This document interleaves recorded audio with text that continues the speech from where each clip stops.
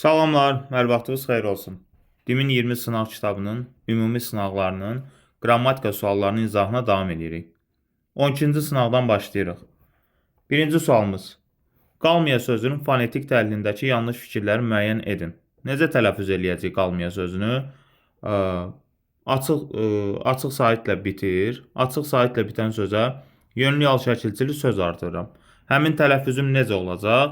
Demək, açıq saitlə bitən sözə yönlü yal şəkilçili söz artırarkən, yönlü yal şəkilçisindən əvvəlki açıq sait qapalı saitə çevriləcək.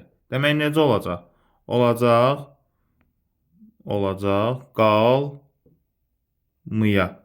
qalmaya. Baxırıq, iki samitin kar qarşılığı yoxdur. İki samitin kar qarşılığı yoxdur. Bizdən yanlış fikirləri istəyir. İki samitin, baxaq, L-nın kar qarşılığı yoxdur, M-nın kar qarşılığı yoxdur. Bu cavab düzdür. Bu cavabımız düzdür. 1 getdi. Saitlərin hamısı açıqdır. Saitlərin hamısı açıqdır. A açıqdır, amma qapalıya keçən I saiti bayaq dediyimiz kimi yönlü yal artıranda özündən əvvəlki açıq sait qapalı saitə çevriləcək. Ona görə 2 yanlışdır. 2-ni götürəcəyik. Yanlış fikirləri istəyir. Tərkibində bir dodaqlanan sait var. Dodaqlanan saitlər hansılardır? O, U, Ö, Ü. Yəni bu saitlərdən heç biri yoxdur. Ona görə 3-ü də götürəcəyik. Saitlərdən biri qapalıdır. Bəli, dediyimiz kimi I burada qapalıdır. Ona görə 4 düzdür. Elə 1 də düzdür. 2, 3 səhv fikirlərdir. 3 cingiltili bir kar samit var. Baxırıq. Q cingiltili, L cingiltili, M cingiltili, Y da cingiltili. 3 cingiltili bir kar samit var. Hamısı cingiltilidir. Ona görə 5 də səhv olacaq. Cavabımız olacaq E variantı. Ədat işlənmiş nümunəni müəyyən edin. Sakit, yəni təzə işçi. Baxın, intonasiyadan da fikir verin. Sakit, kim? Sakit. Yəni təzə işçi. Hansı işçi? Təzə işçi kim? İşçi. Sakit burada mübtəda vəzifəsindədir. Kim sakit? Kim? İşçi. Yəni təzə işçi. Yəni burada neynədir? Özündən əvvəl vergül gəlib. Yəni həm bağlacı kimi işlənə bilər, həm də ədat kimi işlənə bilər. Özündən əvvəl gəlib, neynir? Özündən sonraki cümlə özünü aydınlaşdırır. Cümlə özünü aydınlaşdırır. Sakit, yəni təzə işçi. Nə olacaq? Bu olacaq əlavə. Özündən əvvəlki cümlə özünü neynədir? Aydınlaşdırdı. Yəni aydınlaşdırma bağlayıcısı, yəni. Ona görə də burada yənini biz ədat götürməyəcəyik. Bağlayıcı olacaq. A getdi. Yenə adi günlərdən biri idi. Nə vaxt adi günlərdən biri idi? Yenə burada zaman zərfidir, götürməyəcəyik. Bunu yəni heç kim görməyib. Özündən əvvəl vergülümüz yoxdur. Aydınlaşdırmır da. Aydınlaşdırmadığına görə nə olacaq? Sual ədatı olacaq. Cavabımız olacaq C variantı. Sən bunun da nüsxələrini hamıya göndərməli idin. Burada çaşıb danı götürə bilərik ədat kimi. Amma baxmalıyıq. Sadalama intonasiyası verirsə, biz artıq ona ədat götürə bilmərik. Baxın, sən bunun da nüsxələrini hamıya göndərməli idin. Sən onun da nüsxələrini hamıya göndərməli idin. Baxın, əvəzləyici verə bilirəm və yəni bunu sadalaya bilirəm. Sadalaya bilirəmsə, da olacaq nə? Bağlayıcı. Ona görə D variantda gedəcək. Səndən başqa cavab gözləyirdim. Səndən necə cavab gözləyirdim? Başqa. Başqa da burada olacaq nitq hissəsi kimi sifət. Sifət götürəcəm mən. Ona görə D variantda getdim. Keçirik növbəti suala. 3-cü sual. Nümunələrdən birində xitab işlənmişdir. Durğu işarələr məqsədli şəkildə buraxılmışdır. Sən bunu mənə deməli idin. Bu cümlədə ümumiyyətlə müraciət subyekti və yaxud müraciət obyekti yoxdur. Sonra oxumaq davamlı şəkildə olmalıdır. Elə bu cümlədə də yoxdur. B də getdi. Dayanın, mən sizi gözləyirəm. Burada ifadələr təkrarlanır. Müraciət xitab yoxdur. Dərdli ürəklərin sirdaşsan, muğam. Baxın, müraciət obyektim nədir? Muğamdır. Muğama müraciət eləyirəm. Sirdaşsan xəbərindən sonra da vergülümü qoyacam. Cavabımız olacaq D variantı. Kim bunu sənə qabaqcadan deyə bilərdi ki? Burada da kim suala əvəzi idi. Bunun isə heç bir müraciət subyektim və yaxud da obyektim yoxdur. Ona görə də E variantı getdi. Cavab D variantı. Sadə cümləni müəyyən edin. Sadə cümləni müəyyən edin. Sadə cümlə nədir? Bir qrammatik əsasım olsun. Yəni bir mübtəda, bir xəbərim. Desə, mən də kitabımı gətirərdim. Əgər o desə, baxın, nədir? Bir-birindən asılı olan cümlələrdir. Olacaq nə? Tabeli mürəkkəb cümlə. Tabeli mürəkkəb cümlə. Tədbirə kim gəlsə, ona hazırlıq vəsaiti hədiyyə ediləcək. Baxın, yenə sahəsini gördük. Yenə bir-birindən asılı olan cümlələrdir. Olacaq nə? Yenə olacaq tabeli. B də getdi, A da getdi. Hamıya dedim, mən dedim. Hətta yazılı məlumat da verdim. Baxın, hamıya deyən kimdir? Mənəm. Hamıya yazılı məlumat verən kimdir? Yenə mənəm. Bir qrammatik əsasım olduğu həmcins xəbərlərimdir. Həmcins xəbərlərimdir. Nəyə aiddir? Bir, mənə aiddir. Mənə də aid olduqda olacaq nə? Sadə cümlə. Gəldi, görüşdük. Kim gəldi? O gəldi. Kim görüşdü? Biz görüşdük. Demək olacaq nə? Ayrı-ayrı mübtəda xəbərim oldu? Oldu.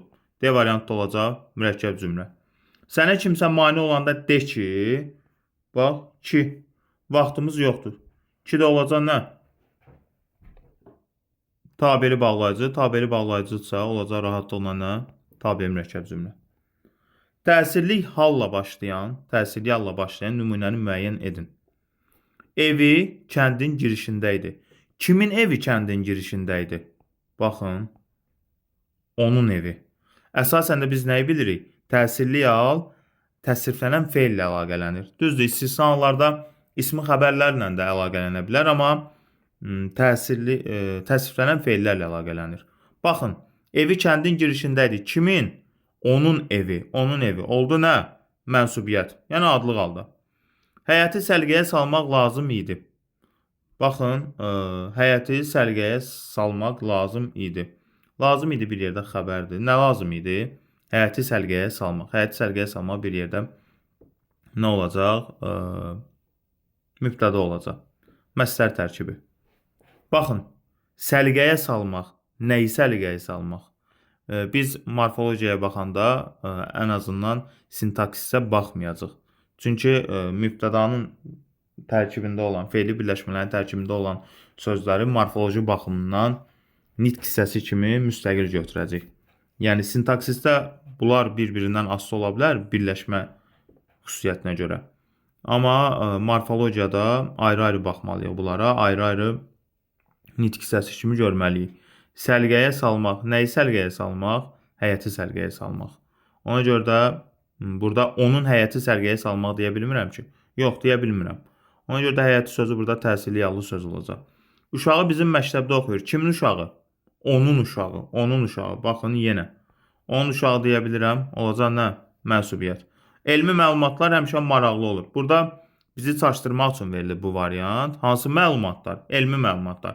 Hansı sualına cavab verirsə artıq elm sözün kökü, i də leksik. Bu sifətdir.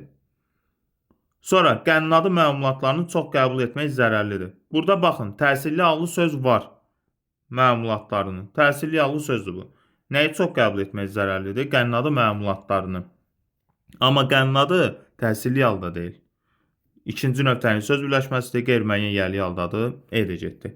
Bizdən nə istəyir? Təsirli yalla başlayan nümunə istəyir. Sonra 6-cı sual. Yanlış fikri müəyyən edin. A-da baxırıq. Körpə sözü ilə uşaq sözü sinonim deyil. Düzdür. Niyə görə? Körpə nədir? Sifətdir. Uşaq nədir? İsimdir. Sinonim olmaq üçün nə lazımdır bizə? Eyni nitq hissəsi olmalıdır. Ona görə də biz bunu sinonim götürə bilmərik. Körpə sifətli, uşaq isimdir. İxtiyar sözü sifət və isim kimi homonimdir. Düzdür. İxtiyar hansı mənada? Yaşlı mənada ixtiyar. Bir də deyirəm ki, kiminsə ixtiyarı məndədir. Həmin mənada da isim kimi, sifət və isim kimi homonim olacaq. Sonra güldan sözündə qrammatik şəkilçi yoxdur. Düzdür. Gül sözün kökü dan leksik. C də getdi, B də getdi, A da. Əşyavi, dünyəvi sözləri sadədir. Əşyavi, dünyəvi sözləri sadədir. Niyə görə sadədir? Kökündən dəyişdikdə artırılan şəkilçi sözün kökünü dəyişdikdə əşyavi nədir? Tutaq əşyadır, düzdür. Mən buna nə artıram? V artıranda A-nı nəyə çevirdim? Ə-yə çevirdim. Əyə çevirdi. Əyə də çevirəndə kökündən dəyişir deyə sözləri sadə götürəcəyik. Məsəl üçün dünya nə olacaq? Dünyəvi. Dünyəvi. A-ydı. V artırdım nəyə keçdi? Əyə keçdi. Ona görə də D-də düzdür. Bağışla, qaldır sözlərinin hər birində bir leksik şəkilçisi var. Yox. Bağışla sözün köküdür. Qaldır da. Qaldan, qaldır olmaz. Sözün kökü nə olacaq? Bir yerdə, məsəl üçün bir yerdə qalır, onu qaldırmaq ümumiyyətlə köklə leksik şəkilçi arasında müəyyən bir bağlılıq olmalıdır, məna əlaqəsi yaranmalıdır. Ona görə də sözün kökü nədir? Elə qaldırdı. Cavabımız da elə E variantı olacaq. Sonra davam edirik. Biri şühudi keçmiş zamandadır. Şühudi keçmiş zaman olmaq üçün biz nəyə baxmalıyıq? Əlbəttə ki, D şəkilçisini axtaracaq. Keçmiş zamanın iki forması var. Bir nəqli keçmiş, yəni ıb, mış, bir də şühudi keçmiş zaman. Şühudi keçmiş zaman. Yazdırmadı. Yaz sözün kökü, dır leksik, ma qrammatik, d qrammatik. Və birinci cavabımız A variantındadır. Yazdırmışdı. Baxın, daha çox abituriyent gedər, rahatlıqla C variantını götürər. Amma bu da çaşdırmaq üçün verilən sözlərdən biridir. Yaz sözün kökü, dır leksik, mış qrammatik, zaman şəkilçisindən sonra gələn D şühudi keçmiş zaman ola bilməz. Yəni, bunu bir qeyd kimi yadınızda saxlayın. Mışdan sonra əgər D gəlirsə, yazdırmışdı. Buradakı D artıq ididir. Çünki eyni zamanın iki şəkilçisindən bir sözdə istifadə edə bilmərik. Ona görə də C variantı gedəcək. Gəlibmiş. Baxın. Necə olacaq gəlibmiş? I-bı bilirik də, həm feili bağlama şəkilçisi ola bilər, həm də zaman şəkilçisi ola bilər. Əgər mən şəxs sonluqları artıra bilirəmsə, nə olacaq o? Gəlibmiş, gəlibsən, gəlibdir, ib olacaq zaman şəkilçisi. Və burada zaman şəkilçisidir. Amma özündən sonra nə artırılıb? Miş artırılıb. Miş burada nədir? İmişdir, hissəci idi. İmişdir, hissəci idi. Və ibdə hansı zaman formasıdır? Nəqli keçmiş, şühudi keçmiş yox. E də getdi. Ona görə E variantımız da düz deyil. Alırdı, nə edirdi? Bax, sual verirəm. Nə edirdi? İr düşdü suala. İr düşdü suala. Ona görə al sözün kökü, ır qrammatik, d da nə olacaq? İdi hissəciyi olacaq. Gəlmirdik, gəl sözün kökü, m inkar şəkilçisi, ir nə etmirdik? Gəlmirdik. Suala düşənlər nə oldu? İr, di, bir də şəxs sonluğu olaraq k.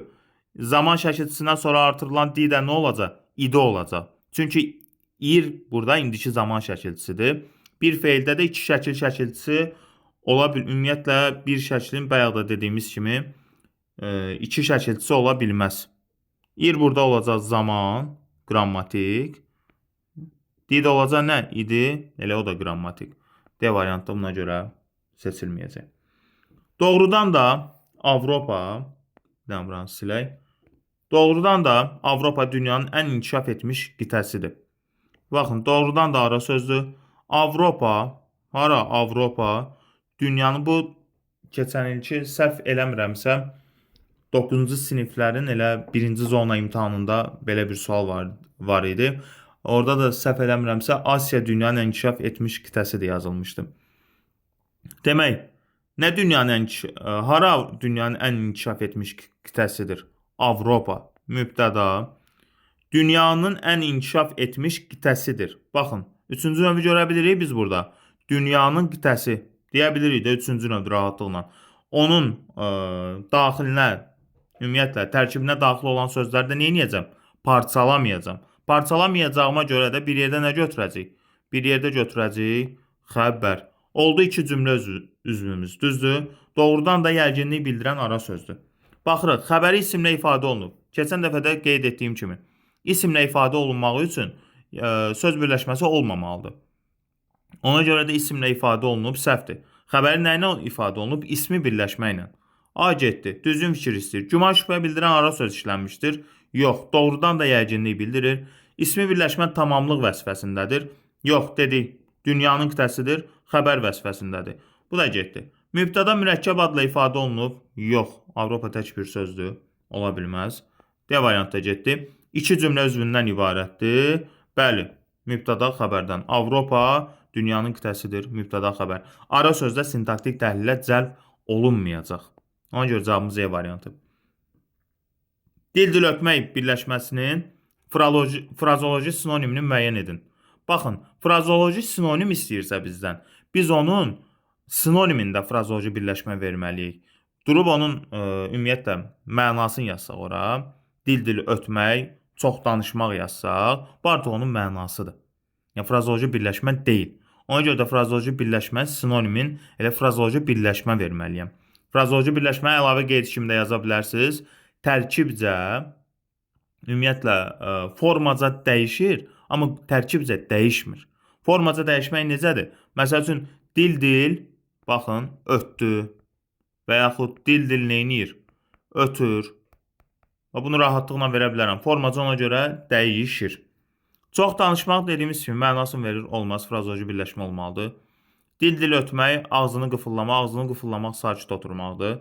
Sözünü yerə salmaq, yəni bir söz deyirsən, onu eləmir. Yəni bu dil-dil ötməyin qarşılıqlı sinonim ola bilməz.